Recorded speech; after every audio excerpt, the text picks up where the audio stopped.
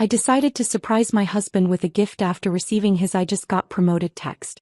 When I arrived at his office, one of his coworkers smirked, saying, "He's inside with the boss," thanking her for the promotion. I opened the door and found them kissing. Without a word, I left, blocked his cards and changed the locks. Then something unexpected happened. For exactly 4 heartbeats, I stood in the doorway of that executive office, watching my husband of 7 years press Angela Davidson against the floor-to-ceiling windows with the kind of passion I thought was reserved only for me. But 12 hours earlier, none of this nightmare existed in my reality. Sunday morning had begun like every other for the past 7 years.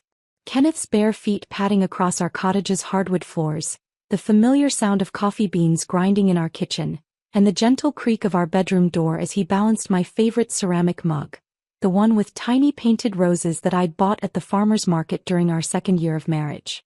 "Morning, beautiful," he whispered, setting the steaming coffee on my nightstand. The hazelnut aroma filled our bedroom, mixing with the salt air drifting through our open windows overlooking Moonrise Bay. Kenneth slipped back under our handmade quilt, his warm body fitting perfectly against mine. I nestled into his shoulder, breathing in his familiar scent of cedar soap and something uniquely him. "Did you remember to add the extra cream?" I murmured against his chest.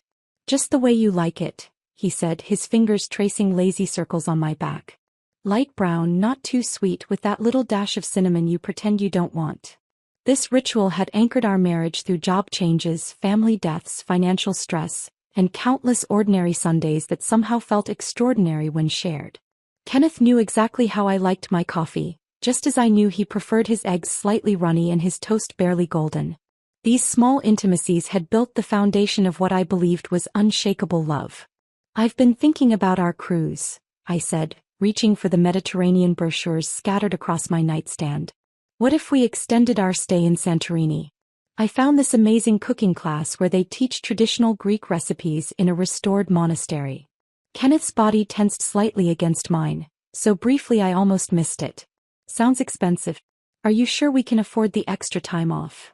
"Kenneth, we've been saving for 2 years. Our accounts are healthier than they've ever been." I sat up, studying his face in the morning light. Dark circles shadowed his eyes, and his jaw carried the tension that had become increasingly common over the past few months. "You've been working so hard lately. You deserve this vacation more than anyone." He pulled me back down, kissing the top of my head. "You're right. I'm just stressed about this promotion decision. Angela Davidson has been evaluating my portfolio for weeks, and I keep second-guessing every project I've ever touched." Angela Davidson. Kenneth mentioned her name with increasing frequency, always accompanied by that same mixture of professional anxiety and something else I couldn't identify. Respect maybe. Or admiration that bordered on something more intense. "She'd be crazy not to promote you," I said firmly. "Your designs are brilliant, Kenneth. Remember that waterfront development project that won the State Architecture Award? That was all you." Kenneth's smile seemed genuine, but something flickered behind his eyes. "You always believe in me more than I believe in myself." "That's what wives are for," I teased, then remembered my secret project. "Actually, speaking of believing in you, I have something special to show you." I slipped out of bed and retrieved the wrapped package I'd hidden in my closet. For 3 weeks, I'd been working on this surprise after my evening piano students left, carefully hand-stitching vintage leather and copying original compositions onto heavy paper. Each piece of music told part of our love story. The waltz I'd hummed while we painted our first apartment, the melody playing during his proposal at the lighthouse, even the silly song I'd made up about his morning coffee ritual. Kenneth unwrapped the burgundy leather portfolio with reverent fingers, his expression shifting from curiosity to wonder as he opened the cover. "Wendy, this is incredible. Did you write all of these pieces?" "Every note," I whispered, watching his face as he studied the carefully penned compositions. "I thought you could keep your important architectural plans in here. Whenever you opened it for client meetings, you'd remember that I believe in every blueprint you create." Kenneth pulled me close, his embrace feeling almost desperate. "I don't deserve you. I really don't deserve someone as talented and generous as you." At the time, I'd interpreted his words as humble gratitude. Now I realized they might have been the only honest thing he said that morning. After our lazy breakfast of pancakes and fresh strawberries, Kenneth retreated to his home office to review project files while I settled at our kitchen table with my laptop and the monthly financial paperwork. This division of labor had evolved naturally during our marriage. Kenneth focused on his demanding architecture career while I managed our money, tracked income from my piano teaching and planned our financial future. Opening our online banking, I felt the familiar satisfaction of seeing numbers that represented security in shared dreams. Our joint checking account showed $52,891, accumulated through my music lessons, weekend wedding gigs and Kenneth's steady salary. The savings account held $31,204, carefully set aside for our Mediterranean cruise and future home renovations. I'd established an intricate system of automatic payments that kept Kenneth's life running smoothly. His Spotify premium account, Netflix subscription, Amazon Prime, that expensive gym membership he claimed was essential for stress relief, the premium car wash service that kept his BMW spotless, and the meal delivery service for his increasingly frequent late nights at the office. Every subscription, every convenience, every small luxury that made his demanding career more manageable. "How are we looking this month?" Kenneth called from his office, where I could hear him shuffling through architectural plans. "Better than ever," I replied, reviewing the spreadsheet I'd created to track our progress toward financial goals. "Your promotion couldn't come at a more perfect time. We'll be able to upgrade our cruise cabin to one of those suites with a private balcony, maybe even extend our trip to include Rome." "That sounds amazing," Kenneth said, appearing in the kitchen doorway with his phone in hand. "Actually, I might have news about that promotion today. Angela scheduled a special Sunday meeting to discuss my portfolio." Sunday meetings seemed unusual for an architecture firm, but Kenneth had explained that Angela Davidson operated on her own schedule, often working weekends to stay ahead of demanding clients. I admired her dedication, even though it meant Kenneth spent increasing amounts of time at the office. "She sounds like an incredible mentor," I said, closing the laptop. "I'd love to meet her eventually. Maybe at the next company function." Kenneth's expression flickered, a micro-expression so brief I almost missed it. "She's pretty focused on high-level client relationships. Not really involved in the social aspects of the firm." Something about his tone felt rehearsed, but I dismissed the feeling. Kenneth had always been private about his work relationships, preferring to keep his professional and personal lives separate. At exactly 2:15 p.m., while I was helping my student Lily work through a challenging Bach invention, my phone buzzed with a text that sent my heart soaring. "Got the promotion. Senior Project Manager at Davidson and Associates. Angela made it official. Can't believe this is really happening. Tonight we celebrate everything we've worked for." I actually squealed with joy, causing Lily to stop mid-phrase and stare at me with wide eyes. "Sorry, sweetie. Just got the most wonderful news about my husband's career." Lily, a precocious 12-year-old with dreams of becoming a concert pianist, grinned. "Did he get that important job he's been hoping for?" "He did. He absolutely did." I felt giddy with excitement, my mind immediately racing through celebration possibilities. This was the moment we'd worked toward for years. The financial security, professional recognition and validation of Kenneth's architectural talents that would transform our future. After Lily's lesson ended, I sat at my piano bench, my fingers automatically finding the keys as I processed the wonderful news. A melody began forming, something triumphant and hopeful, perhaps the beginning of a new composition celebrating Kenneth's achievement. But music suddenly felt insufficient for this moment. I looked at the portfolio sitting on my bedroom dresser, remembering Kenneth's genuine appreciation this morning. He'd loved the gift, but now it represented something deeper, tangible proof of my support for his dreams.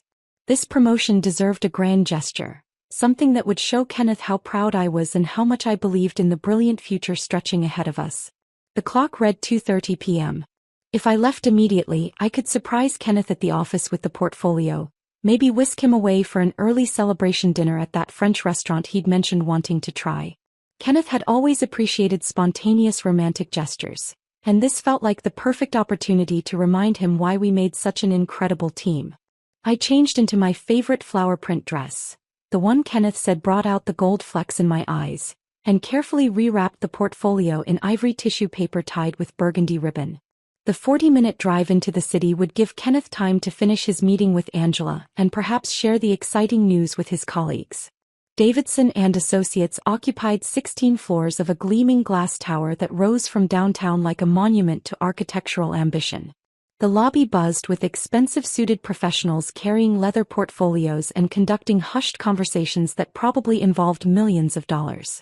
I approached the reception desk, feeling suddenly self-conscious about my artistic appearance in this corporate environment. "I'm here to see Kenneth Walsh," I told the receptionist, a polished woman whose makeup looked professionally applied and whose suit probably cost more than I earned in a month from piano lessons.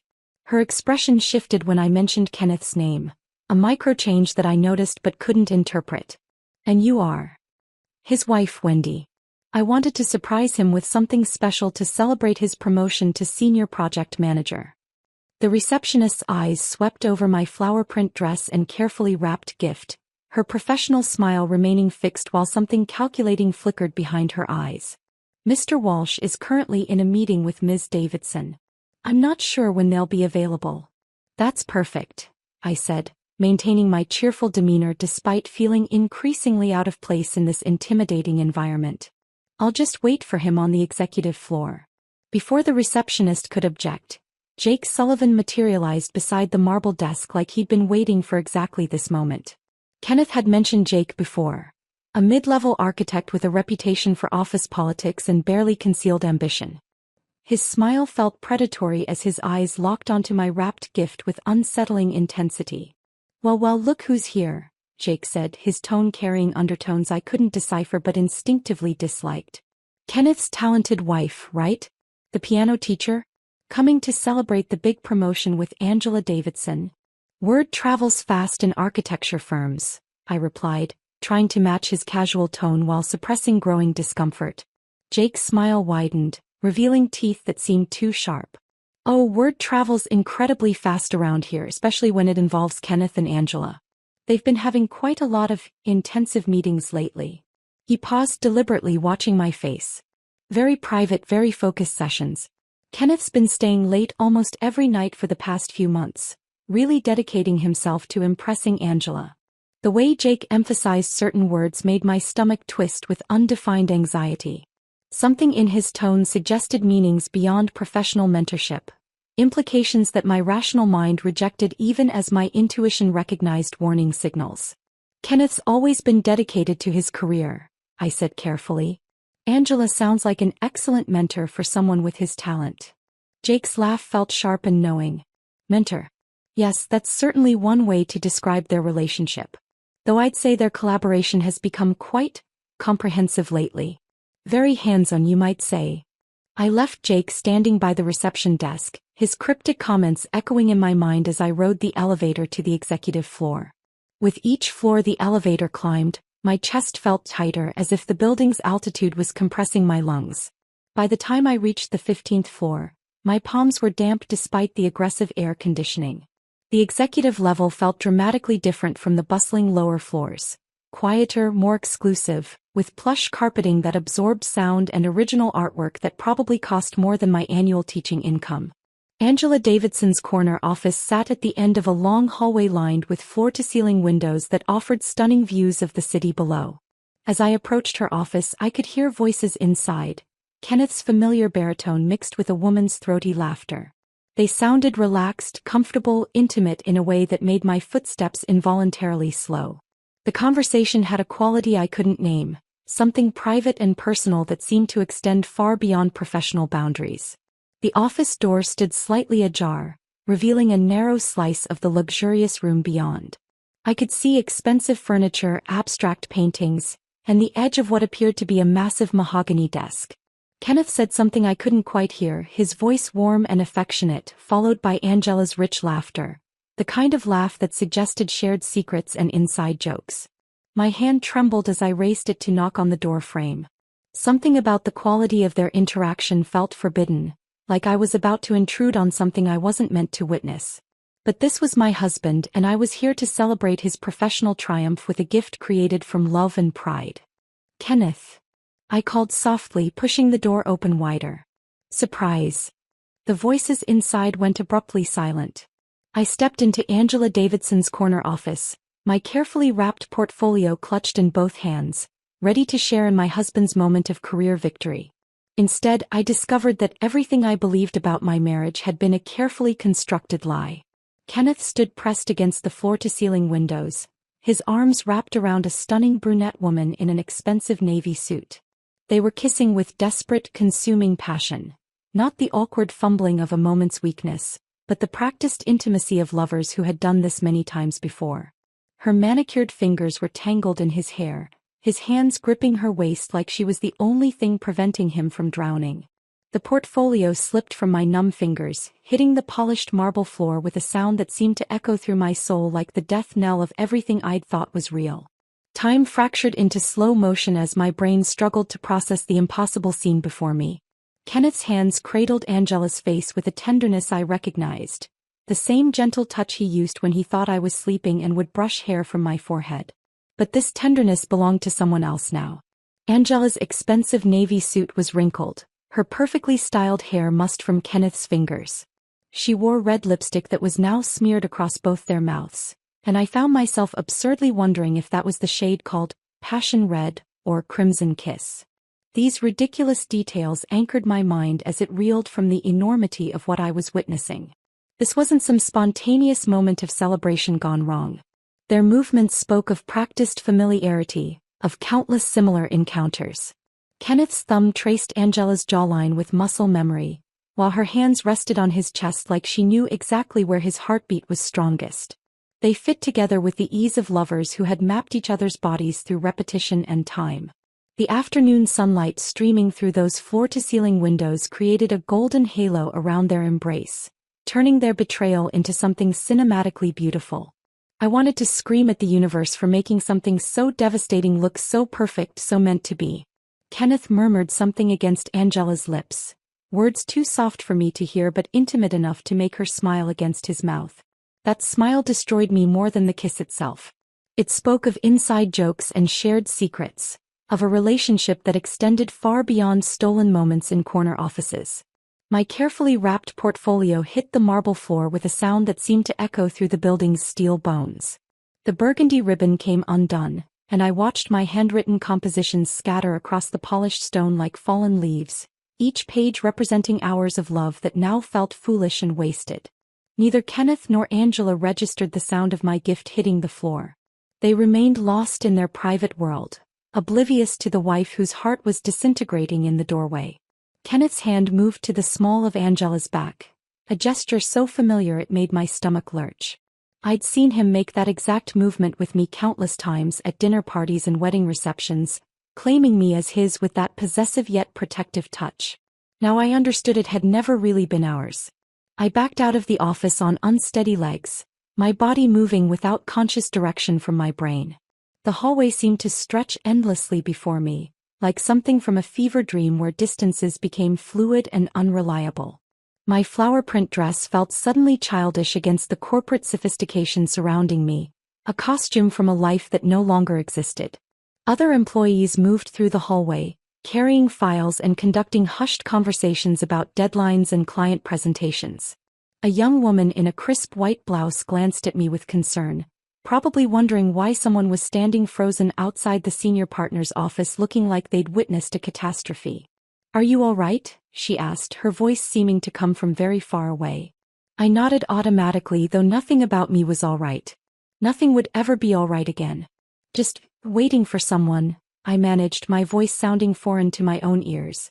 The elevator arrived with a cheerful ding that felt obscenely normal given that my world had just ended. I stepped inside and watched the numbers descend, 15, 14, 13, each floor taking me further from the truth I'd never wanted to discover but could never unknown. The parking garage felt like an underground tomb as I fumbled for my car keys with shaking hands. My reflection in the driver's side window showed a woman I barely recognized, pale, hollow-eyed, wearing the shell-shocked expression of someone who'd survived a natural disaster. The 40-minute drive back to Moonrise Bay became a torturous journey through 7 years of memories that were now contaminated with new understanding. Every song on the radio seemed designed to mock me. Every billboard advertising happy couples felt like a personal insult from the universe. I thought about Kenneth's increasing work hours over the past 4 months. "Angela needs me to review these proposals," he'd say, staying at the office until 9 or 10 at night. She's really pushing for this promotion and I can't let her down. He couldn't let her down. Not me, her. The expensive dinners charged to our credit card that Kenneth claimed were client meetings. The new cologne I'd noticed but attributed to a midlife confidence boost. The way he'd started going to the gym more frequently, coming home with that post-workout glow that I'd found attractive and encouraging. He'd been making himself more attractive, just not for me. My phone buzzed with a text from Kenneth. Meeting running long. Don't wait up for dinner. We'll celebrate tomorrow night properly. Love you. Love you. 2 words that now felt like daggers twisted in my chest. How could he type those words with the same fingers that had just been tangled in another woman's hair? Our cottage greeted me with the same Sunday afternoon serenity it always had, but everything felt different now. The Mediterranean cruise brochures scattered across our kitchen table mocked me with their promises of romantic sunsets and couples cooking classes. Kenneth had been so enthusiastic about this trip, talking about new adventures, and taking our relationship to the next level. Now I wondered if those phrases had double meanings I'd been too trusting to recognize. I wandered through our home like a detective examining a crime scene. Kenneth's phone charger in the guest bathroom. When had he started charging his phone separately from mine? The expensive suit hanging in our closet that I didn't remember him buying. A receipt tucked in his jacket pocket for dinner at Romano's. An upscale restaurant downtown that he'd never taken me to. Our wedding photo on the mantelpiece showed 2 people who looked impossibly young and naive. I stared at my 24-year-old self, radiant in white lace, gazing at Kenneth like he held the secrets to eternal happiness. That girl had no idea she was marrying someone capable of such elaborate deception. The answering machine blinked with a message. I pressed play, expecting perhaps a student canceling a lesson or my mother checking in about our cruise plans. Instead, Angela Davidson's voice filled our kitchen. Kenneth, you left your architectural pencils in my office. I'll hold on to them until our next meeting. Looking forward to discussing those blueprints in more detail. The way she said blueprints made it clear they weren't discussing architecture. I sank into our kitchen chair, the same one where I'd managed our finances that morning, feeling secure and loved and utterly foolish, and waited for the breakdown I expected to come. The sobbing, the denial, the desperate phone calls to friends seeking comfort and advice. Said something else happened. Something cold and calculating settled in my chest where my heart used to be.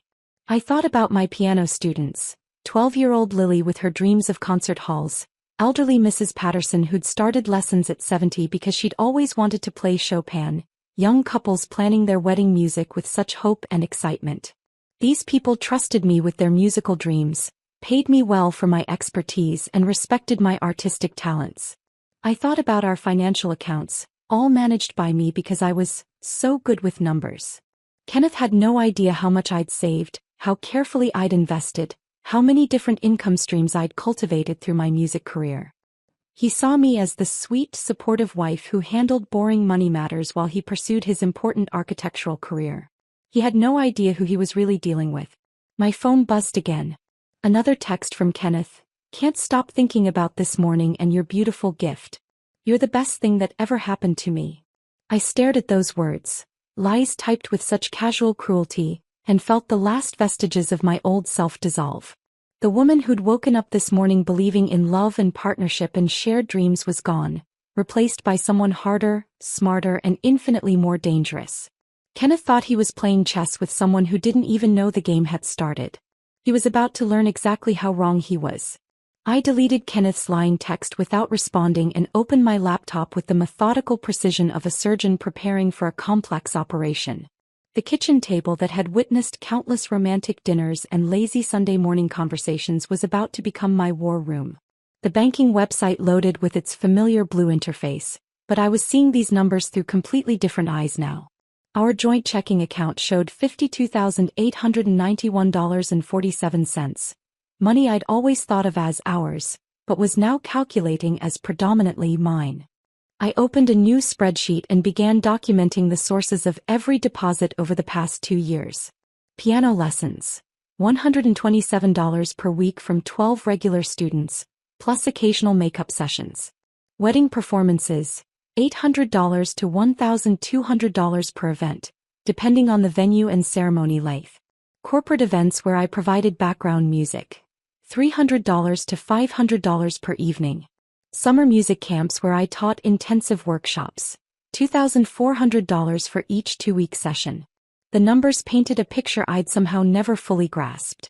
Kenneth's architectural salary provided steady income, but my artistic work generated nearly 60% of our household earnings.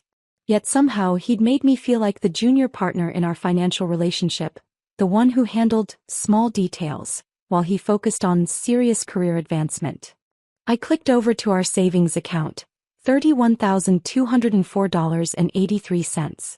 Money we'd earmarked for the Mediterranean cruise Kenneth had been so excited about.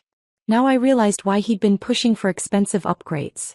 The suite with the private balcony, the premium dining package, the extended stay in Santorini. He'd been planning to use my earnings to fund what might have been our farewell trip before he left me for Angela. But there were other accounts Kenneth didn't know about. My separate business account for music lesson payments held $18,347. The emergency fund I'd been building secretly, putting aside $25 from each wedding gig. $4,231. Even the small investment account I'd opened with inheritance money from my grandmother. $12,876. Kenneth had no idea how financially independent I actually was. I pulled up the credit card management portal and stared at the 5 accounts that had been funding Kenneth's double life. The Platinum Visa with its $25,000 limit that he used for his expensive suits and latest iPhone upgrades. The Business American Express that supposedly covered client entertainment. Dinners that I now realized included Angela. The store cards for Nordstrom where he'd been buying clothes I'd never seen him wear, and Best Buy where he'd purchased gadgets that never appeared in our home. My hands trembled slightly as I dialed the first customer service number. The Visa representative answered with practiced cheerfulness. "Hello, this is Sandra with Platinum Customer Care. How can I assist you today?" "I need to cancel my account immediately," I said, my voice steady despite my racing heart. "I'm sorry to hear that. May I ask the reason for cancellation?" "Fraudulent use," I replied, which felt more honest than it should have. "I've discovered unauthorized charges." "I understand your concern. I'll be happy to close this account for you right away." The process took 12 minutes. 12 minutes to sever Kenneth's access to $25,000 in credit that he'd been using to wine and dine his boss while I stayed home managing our finances and planning our fake future together. The American Express cancellation felt even more satisfying. When the representative asked about the reason, I said, "The primary cardholder has been using this card for personal expenses disguised as business transactions." Each subsequent call became easier. The Nordstrom card, canceled. The Best Buy account, terminated. The gas station credit card that Kenneth used for his increasingly frequent trips downtown, closed permanently. Kenneth's automated lifestyle had always impressed me with its efficiency. Every entertainment and convenience service billed automatically to our shared accounts, making his life seamless and stress-free. Now that automation was about to become his nightmare. I started with Spotify Premium. Kenneth listened to carefully curated playlists during his morning workouts and evening drives. The subscription had been running for 4 years at $9.99 per month. I called customer service and canceled it effective immediately. Netflix came next. The premium family plan that Kenneth used to watch architectural documentaries and what he claimed were mindless action movies for stress relief. I now wondered if he'd been watching romantic comedies with Angela, streaming them on his laptop during their late-night work sessions. Amazon Prime had been a particular point of pride for Kenneth. Free shipping on his impulse purchases, access to movies and shows, even grocery delivery when he claimed to be too exhausted from work to shop. The annual membership cost $139, but the convenience had been worth it. Till now. "I'd like to cancel my Prime membership and request a prorated refund," I told the Amazon representative. "May I ask why you're canceling?" "Change in financial circumstances," I said, which was about to become very true for Kenneth. The meal delivery service cancellation felt especially vindictive. Fresh Direct had been delivering expensive prepared meals to Kenneth's office 3 times per week, supposedly for those late nights when he was too busy to come home for dinner. $48 per order, charged automatically to our joint account. I'd encouraged this subscription, thinking it was helping Kenneth maintain his health during stressful work periods.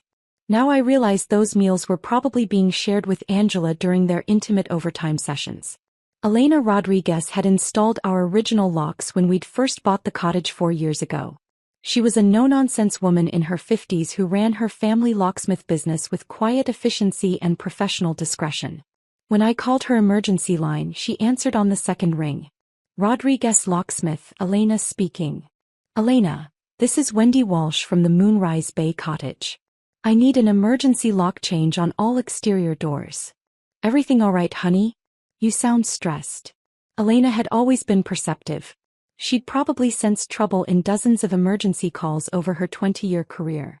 I've discovered some security concerns. I need new locks as soon as possible. I can be there in 45 minutes. You want deadbolts changed too. Everything.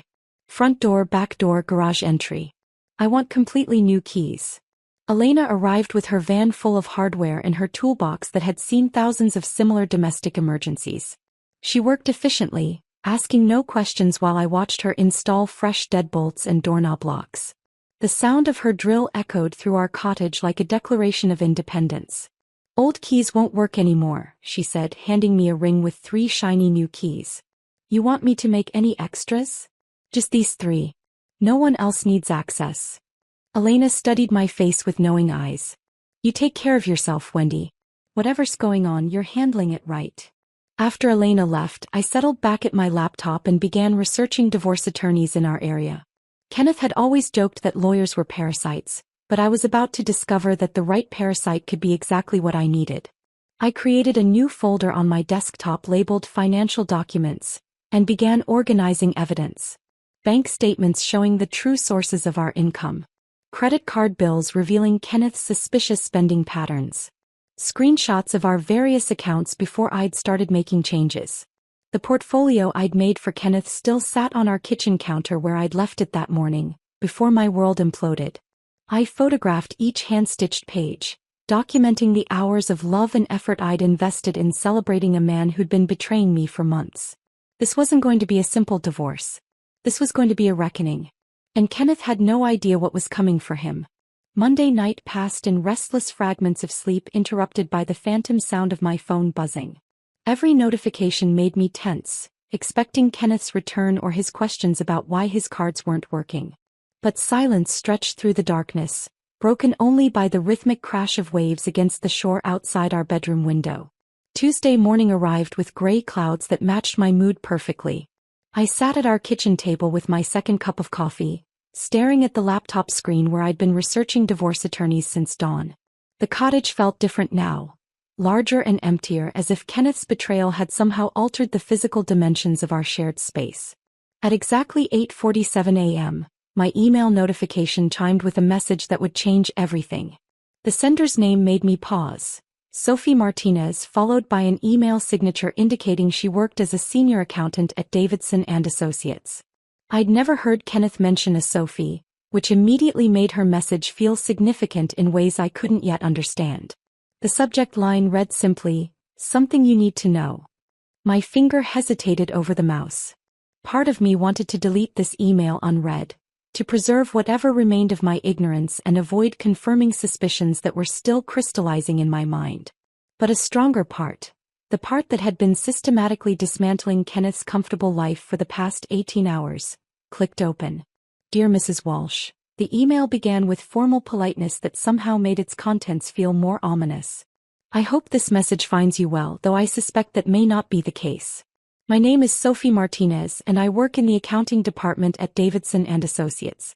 I've been struggling with whether to contact you for several weeks now, but after witnessing events yesterday afternoon, I can no longer remain silent. My heart rate accelerated as I read further. Sophie explained that she'd been aware of Kenneth and Angela's relationship for approximately 4 months, having accidentally discovered evidence of their affair while processing expense reports and reviewing company communications. She wrote with the careful precision of someone who understood the legal implications of workplace relationships and the human cost of personal betrayal. I want to be clear that I'm not motivated by office politics or personal grievances, Sophie continued. I'm reaching out because I have a younger sister who was similarly deceived by her husband, and I remember how much it meant to her when someone finally told her the truth. You deserve to know what's been happening behind your back. The email concluded with an offer to meet at a location of my choosing, where Sophie would share the evidence she'd collected. She emphasized that her decision came from basic human decency rather than any desire to harm the company or advance her own position. I stared at the screen for several minutes, processing the implications. A complete stranger was offering to blow up Kenneth's professional life because she couldn't stand watching an innocent woman being deceived. The kindness of this gesture from someone who owed me nothing felt overwhelming after Kenneth's casual cruelty. I replied immediately, suggesting we meet at the Lighthouse Cafe, a quiet seaside restaurant 20 minutes from our cottage where the afternoon crowd would provide cover for sensitive conversation. Sophie Martinez turned out to be a woman in her early 30s with intelligent dark eyes and the kind of understated professional appearance that suggested competence without drawing attention. She arrived at the Lighthouse Cafe carrying a manila envelope that she clutched like it contained explosive materials, which in many ways it did. We chose a corner booth overlooking the harbor, where the sound of seagulls and distant boat engines would mask our conversation from other diners.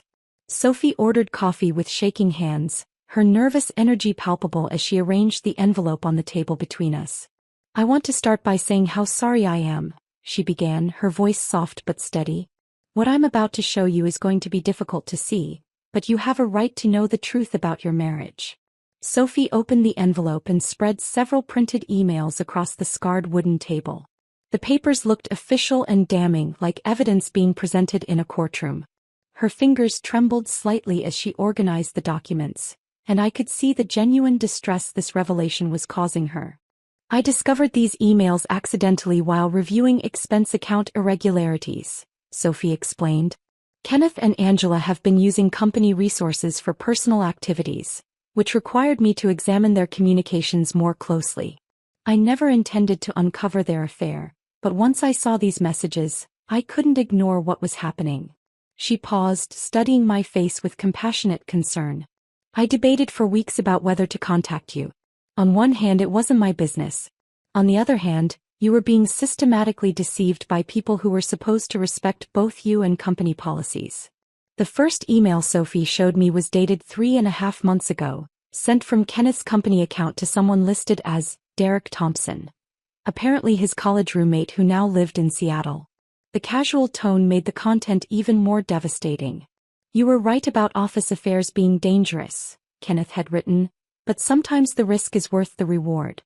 Angela's making moves that could benefit both of us professionally, and the personal benefits aren't exactly a hardship either. The best part is that Wendy's completely oblivious. She's too wrapped up in her little piano students and wedding gigs to notice that I'm building my real future." My hands clenched involuntarily as I read Kenneth's dismissive reference to my music career as little piano students. The same artistic work that generated 60% of our household income, that Kenneth had always claimed to respect and admire, was reduced to a trivial hobby that kept me conveniently distracted. The second email was even worse. Kenneth described Angela as everything Wendy isn't: ambitious, sophisticated, focused on real success instead of artistic fantasies. He discussed their relationship with the detached planning of someone organizing a business transaction rather than engaging in a passionate affair. "Angela's already hinting about opportunities in the firm's new branch office," Kenneth had written to Derek. "Six-figure salary, executive benefits, and a partner who understands the corporate world. I've been subsidizing Wendy's music hobby for years while she plays house in that cottage. Time to upgrade to someone who can actually contribute to my career advancement." Reading those words felt like being repeatedly slapped.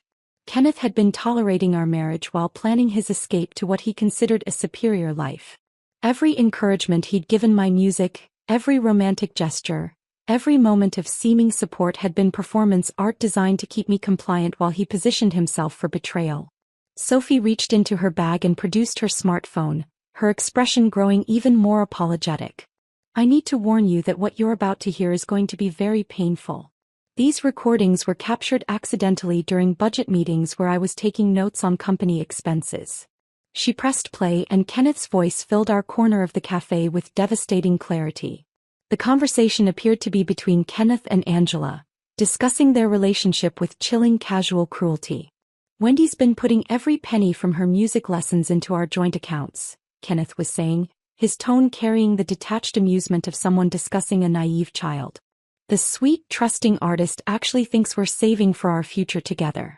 She has no idea I'm planning to file for divorce after I secure this promotion and establish myself in the new position. Angela's laughter rippled through the phone's speaker like acid. She sounds adorable. Does she still leave you little love notes in your lunch? Every morning, Kenneth replied, and I could hear the eye roll in his voice. Like we're still in high school. It would be endearing if it wasn't so pathetic. But her earnestness makes the financial arrangement convenient. She handles all our money management because she thinks she's being helpful, which means she's essentially funding my exit strategy without realizing it. The recording continued for several more minutes, with Kenneth and Angela discussing their timeline for his divorce, her promotion to regional manager, and their plans to relocate together to the firm's expanding West Coast operation. They talked about my marriage like it was a temporary inconvenience rather than 7 years of shared life and love. Sophie and I spent the next hour constructing a detailed chronology of Kenneth and Angela's affair, cross-referencing her observations with my memories of his changed behavior. The pattern that emerged was sickeningly methodical.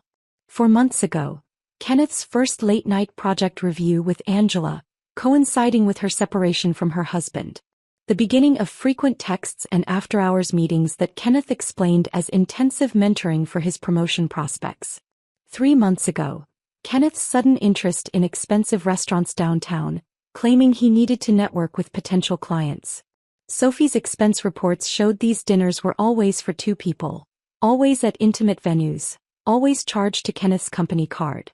2 months ago, Kenneth's membership at that high-end gym, which he claimed was necessary for stress management. Sophie revealed that Angela had joined the same gym during the same week, their membership applications processed consecutively. 1 month ago, Kenneth's weekend architectural conference in the mountains, which Sophie's records showed was actually a romantic getaway at a resort that specialized in couples retreats. Angela had taken vacation days during the same period. Sophie also provided crucial information about company policies that Kenneth and Angela had violated. Davidson and Associates required disclosure of any romantic relationship between supervisors and subordinates, particularly when one party had influence over the other's career advancement. Their secret affair constituted grounds for disciplinary action, potentially including termination. They've been incredibly reckless, Sophie said, organizing the evidence back into her envelope. Either they thought they were too smart to get caught, or they didn't care about the consequences because they were planning to leave anyway. Looking at the timeline spread across our table, I realized that Kenneth and Angela had been planning their future together for longer than they'd been actively deceiving me. This wasn't a moment of weakness that spiraled out of control. This was a calculated campaign of emotional and financial fraud that had been executed with precision and complete disregard for my well-being. But now I had proof. And proof, as I was about to learn, was a very dangerous weapon in the right hands. Sophie gathered her evidence back into the manila envelope with the careful precision of someone who understood the explosive nature of what she'd just shared. The weight of Kenneth's documented betrayal sat between us on the cafe table like a loaded weapon waiting to be fired. "What are you going to do with all this?" Sophie asked, her voice carrying genuine concern for my well-being alongside professional curiosity about the consequences her revelations might trigger. I stared out at the harbor where fishing boats bobbed peacefully in the afternoon sun, their simple honesty a stark contrast to the elaborate deception I'd been living with for months. "I'm going to make sure Kenneth learns that underestimating someone is the most dangerous mistake you can make." That evening, I researched divorce attorneys with the same methodical intensity I'd applied to financial planning. One name kept appearing in articles about high-profile divorces and corporate misconduct cases: Victoria Blackwood, founder of Blackwood and Associates, known in legal circles as the Shark in Pearls. Victoria Blackwood's office occupied the top floor of a downtown legal complex that overlooked the city like a predator surveying its territory. The reception area alone telegraphed success. Original artwork, leather furniture that probably cost more than most people's cars, and a view that stretched to the horizon. Fresh orchids adorned every surface, their elegant beauty masking something faintly dangerous. Victoria herself appeared exactly as I'd imagined from her reputation. Mid-50s, silver hair styled in a precision cut that framed sharp cheekbones, wearing a charcoal suit that probably cost more than my monthly income from piano lessons. But it was her eyes that truly conveyed her legendary status. Intelligent, calculating, and absolutely ruthless. "Mrs. Walsh," she said, extending a perfectly manicured hand, "I understand you have an interesting situation that requires my particular expertise." Her office reflected her personality. Floor-to-ceiling law books arranged with military precision, diplomas from Harvard and Yale displayed prominently, and photographs showing Victoria with judges, politicians, and celebrities who'd apparently required her services. A crystal paperweight shaped like a shark sat prominently on her mahogany desk, a gift from a grateful client, according to the engraved plaque. I spread Sophie's evidence across Victoria's conference table while she listened to my story with laser focus. Occasionally she made notes in handwriting so precise it looked typeset. When I finished explaining Kenneth's 4-month deception, Victoria leaned back in her chair with an expression that reminded me of a cat contemplating a particularly vulnerable mouse. "Your husband made several critical errors," she said, her voice carrying the satisfaction of a professional who recognized amateur mistakes. "First, he documented everything. Second, he involved his workplace in personal misconduct. Third, he underestimated his wife's intelligence and resources. These aren't just grounds for divorce. They're grounds for total financial annihilation." Victoria opened a legal pad and began sketching what she called Kenneth's pathway to destruction. Her strategic mind transformed my emotional devastation into legal warfare with clinical precision. "Standard adultery cases often become he-said-she-said situations," Victoria explained, her pen moving across the page with confident strokes. "But Kenneth has provided us with documented evidence of premeditated fraud. His emails discussing plans to use marital assets for his escape strategy constitute theft of marital property. The recorded conversations show conspiracy to commit financial fraud. And his workplace relationship creates multiple additional vulnerabilities." She pulled out a thick folder labeled Financial Fraud Precedents, and flipped through case studies that made my situation look almost routine. The beauty of Kenneth's approach is how thoroughly he incriminated himself. Most cheating spouses try to hide their activities. "Your husband wrote a detailed confession and handed it to us."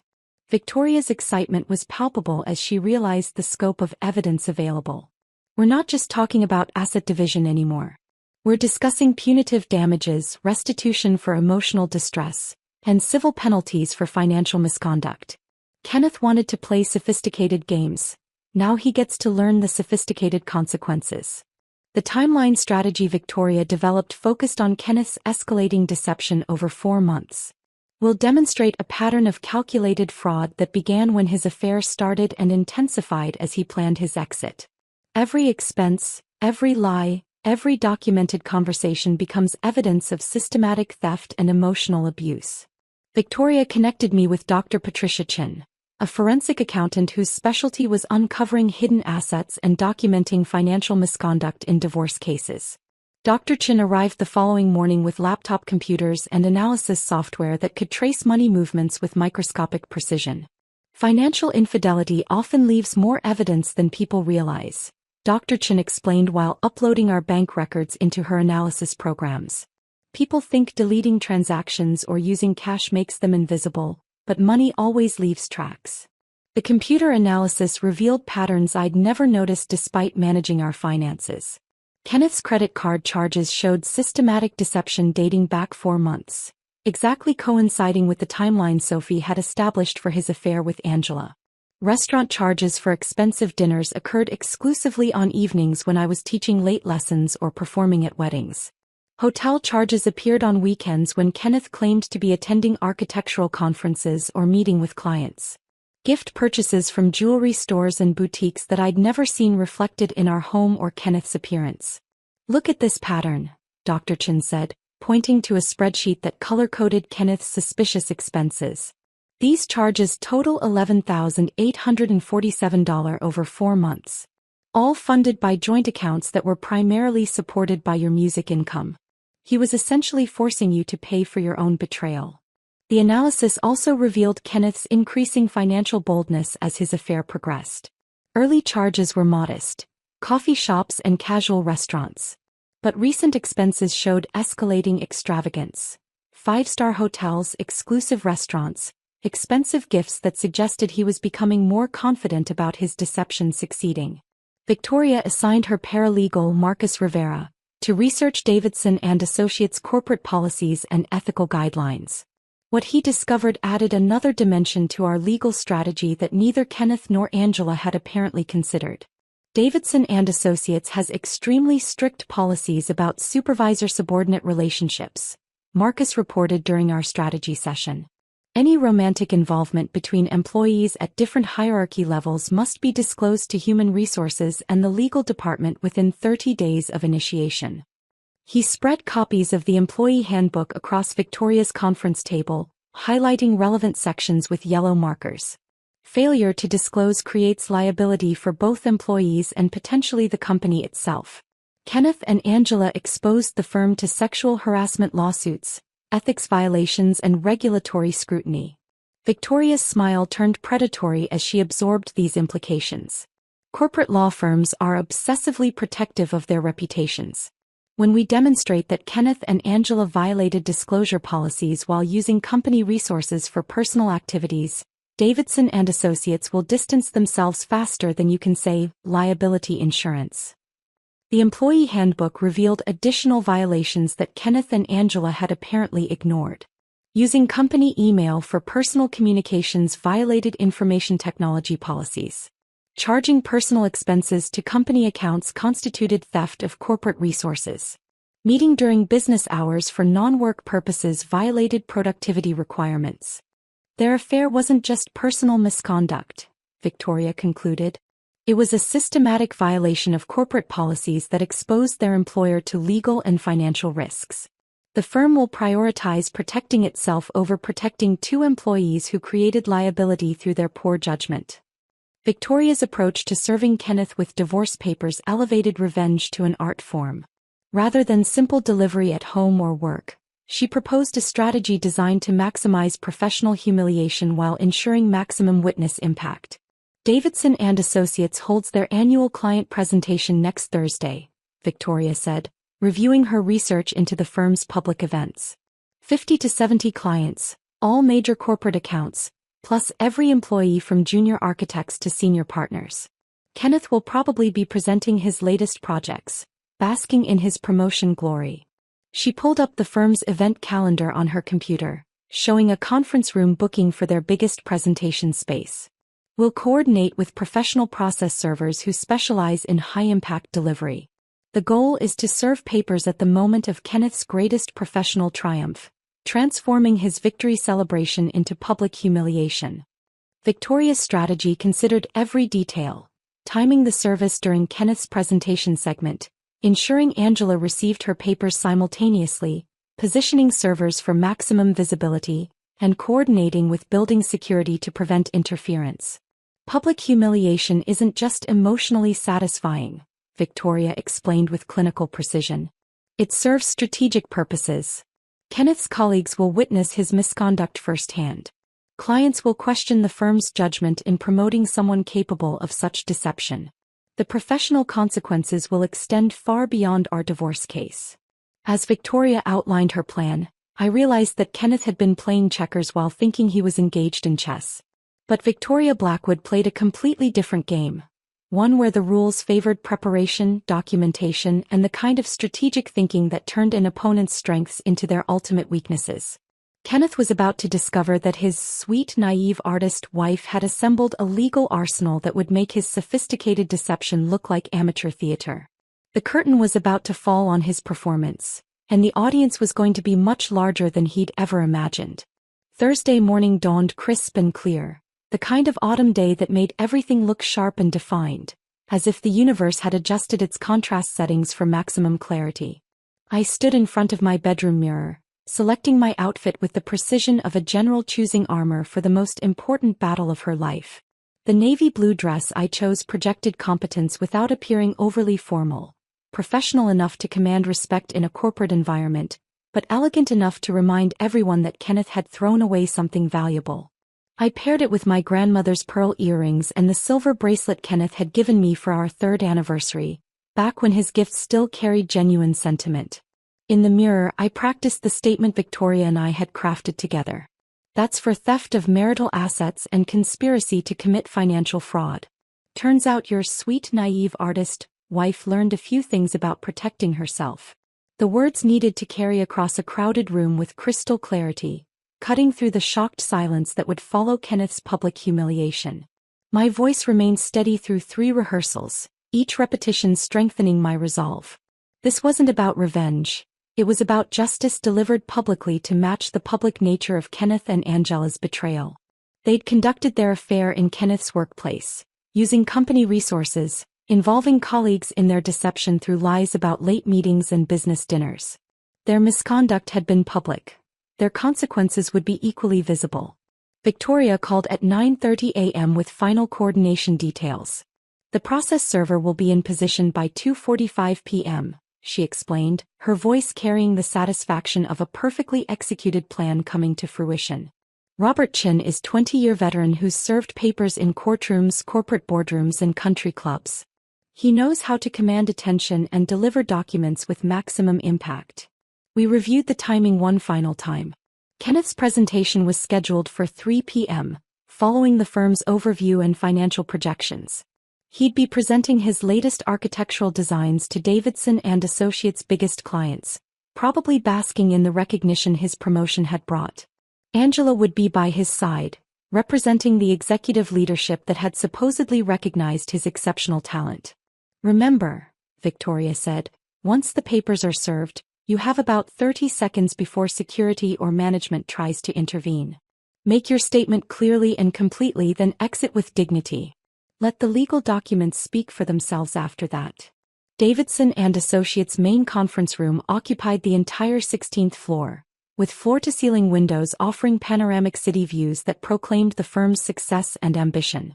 By 2:50 p.m., the space buzzed with approximately 70 people. Corporate clients in expensive suits, municipal planning officials and every architect and administrator from junior staff to senior partners. Kenneth stood at the front of the room beside a presentation screen, wearing his charcoal gray suit and the confidence that came with professional recognition. Angela positioned herself slightly behind him and to his right, her posture radiating executive authority and personal satisfaction. They looked comfortable together, probably enjoying the secret thrill of their hidden relationship playing out before an unsuspecting audience. I entered through the back doors during the applause following the previous presenter, choosing a seat along the wall where I'd be visible when Kenneth turned to acknowledge the audience. Several people glanced at me curiously, a woman alone in a room dominated by business relationships and professional networking. I recognized a few faces from past company events, colleagues who'd made polite conversation about my music career while secretly wondering why Kenneth had married someone so different from his corporate world. Kenneth began his presentation with practiced enthusiasm, discussing sustainable architecture and innovative design solutions with the passion that had originally attracted me to him. His voice carried easily across the room, confident and engaging, while Angela nodded approvingly at key points in his presentation. They'd probably rehearsed this performance together during their private meetings, perfecting the professional dynamic that masked their personal relationship. 25 minutes into Kenneth's presentation, I spotted Robert Chin entering through the main doors. The process server looked exactly as Victoria had described, medium height, unremarkable appearance, carrying a leather portfolio that could easily contain architectural drawings or legal documents. He positioned himself near the front row, close enough to reach Kenneth quickly when the moment arrived. Kenneth was explaining his innovative approach to environmentally sustainable office buildings when Robert Chin stood up and walked toward the presentation area with purposeful strides.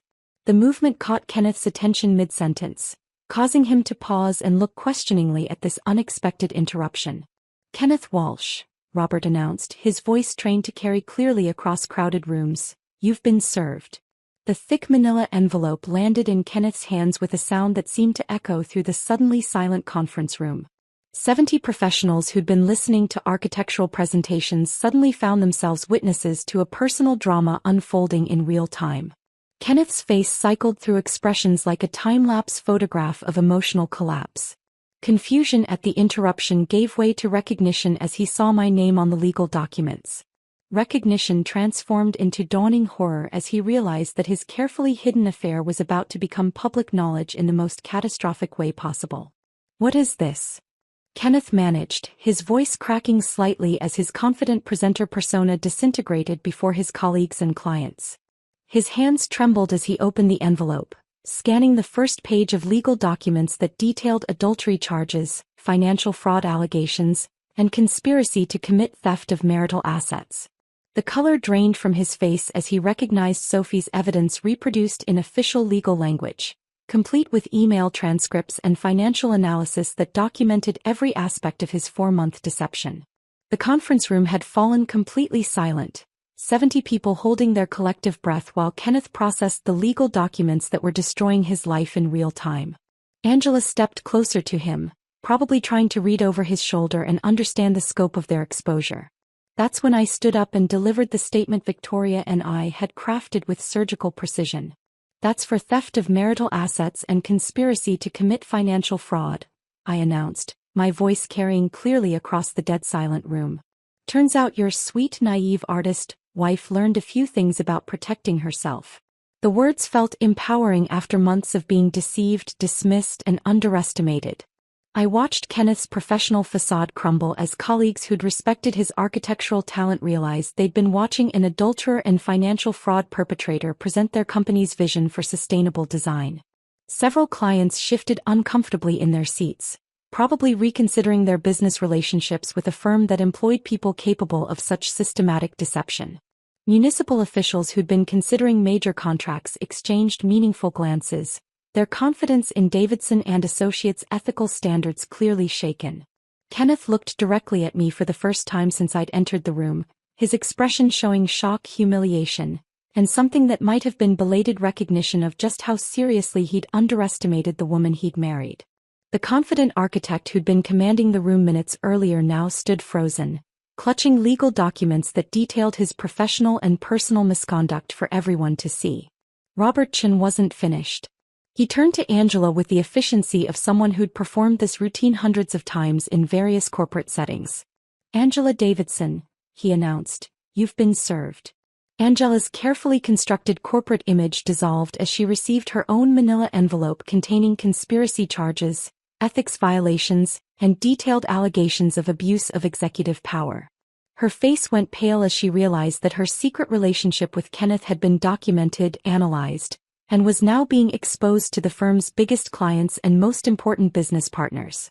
The legal papers detailed her violation of company policies requiring disclosure of supervisor-subordinate relationships, her use of corporate resources for personal activities, and her participation in Kenneth's plan to defraud his marriage using funds that had been earned through my artistic work. The room's energy shifted from professional presentation to scandalized fascination as Davidson and Associates' biggest clients witnessed their executive leadership team's personal and professional misconduct being exposed simultaneously. These were people who managed million-dollar construction contracts and municipal planning budgets. They understood the implications of ethics violations and corporate liability better than most. Angela tried to maintain her composure, but her hands shook as she scanned the legal documents. The confident executive who'd been supporting Kenneth's presentation moments earlier now looked like someone who'd just realized her career was ending in the most public and humiliating way possible. The conference room remained frozen in shocked silence, 70 witnesses to the spectacular implosion of two people who'd thought they were too smart, too careful, and too powerful to face consequences for their choices. But consequences, as Kenneth and Angela were learning, don't care how clever you think you are. They only care about evidence, timing, and justice delivered with precision. The silence in Davidson and Associates conference rooms stretched for what felt like an eternity, 70 witnesses frozen in the aftermath of a public humiliation that would be discussed in corporate circles for years to come. I turned and walked toward the exit with measured steps, leaving Kenneth and Angela to face the professional consequences of their personal choices. 4 months later, the legal victory felt both satisfying and anticlimactic. Victoria's strategy had succeeded beyond even her optimistic projections. Kenneth left our marriage with exactly what he'd brought into it: his personal belongings, his architectural degree, and a reputation so damaged that finding equivalent employment would require relocating to a different state. The divorce decree awarded me complete ownership of our cottage, all financial assets and Kenneth's portion of retirement investments as compensation for his systematic theft of marital resources. Rarely have I seen someone document their own destruction so thoroughly, Victoria observed during our final meeting in her office overlooking the city. The same windows that had intimidated me months earlier now felt like symbols of hard-won victory. Kenneth's emails and recorded conversations created an airtight case for financial fraud that most prosecutors would envy. The civil suit against Kenneth and Angela had yielded substantial damages. $127,000 covering emotional distress, punitive damages for financial fraud, and restitution for the money Kenneth had stolen from our joint accounts to fund his affair. Angela's portion came largely from her forced resignation from Davidson and Associates, where the firm's board had terminated her within 48 hours of our public confrontation. Davidson and Associates settled their portion immediately, Victoria explained, sliding final settlement documents across her mahogany desk. Architecture firms protect their reputations obsessively. 2 senior employees violating ethics policies while exposing the company to sexual harassment liability was unacceptable risk. The firm had quietly paid an additional $75,000 to avoid publicity about their executives' misconduct. Kenneth's architectural career in the region was effectively over. No reputable firm would hire someone whose professional judgment had been so spectacularly compromised by personal choices. News of my divorce proceedings had spread through our community with surprising speed, but instead of gossip and sympathy, I encountered respect and admiration. Parents of my piano students began referring friends and neighbors, impressed by what they perceived as remarkable strength during difficult circumstances. Mrs. Walsh showed incredible grace throughout that entire situation, Martha Henderson told her bridge club according to her daughter Sarah, one of my advanced students. She never said a negative word about her husband, just focused on her music and her students. That takes real character. My teaching schedule expanded from 12 students to 23 within 3 months. Wedding bookings increased as couples heard about my composure during personal crisis and trusted me to handle their special days with similar professionalism. The settlement money allowed me to renovate the cottage's sunroom into a proper music studio with acoustic panels, professional lighting, and a stunning grand piano that had previously been beyond my budget. The studio overlooked Moonrise Bay through floor-to-ceiling windows that framed the changing seasons like living artwork. Students often commented on the inspiring atmosphere, saying the space itself seemed to enhance their musical understanding. My own compositions flowed with emotional depth I'd never accessed before. Pieces that reflected survival, transformation, and hard-won wisdom rather than naive romantic idealism. Local venues began requesting original compositions for special events. The Lighthouse Restaurant commissioned a piece for their anniversary celebration. The community theater asked me to compose background music for their spring production. What had started as personal healing through music was evolving into artistic recognition I'd never expected. The cottage transformation occurred gradually, room by room, as I replaced shared memories with personal choices. Kenneth's masculine influence disappeared as I painted walls in colors that reflected my artistic sensibilities rather than neutral compromises. The kitchen became bright yellow with herb gardens on every windowsill. The living room featured a reading corner with built-in bookshelves and a window seat overlooking the harbor. I created what I called my truth box, a handcrafted wooden container where I kept items representing authentic accomplishments and genuine relationships. My piano teaching certificate went inside, along with thank you cards from wedding couples, photos with real friends who'd supported me during the divorce, and Victoria's business card as a reminder of standing up for myself. The truth box also contained a letter from Sophie Martinez, who'd written to express admiration for my courage in pursuing justice despite potential embarrassment. Watching you handle that situation with such dignity reminded me why I contacted you in the first place, Sophie had written. Women like you make the world safer for all of us. Each item in the truth box represented moments when I'd chosen authenticity over convenience, truth over comfortable lies. The collection grew slowly but steadily, documenting my journey from naive trust to earned wisdom.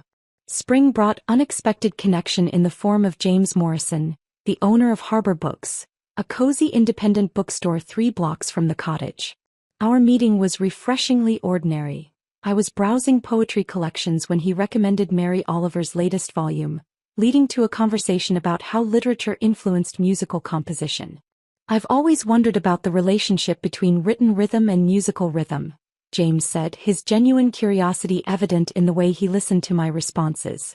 Do you hear melodies when you read certain poets?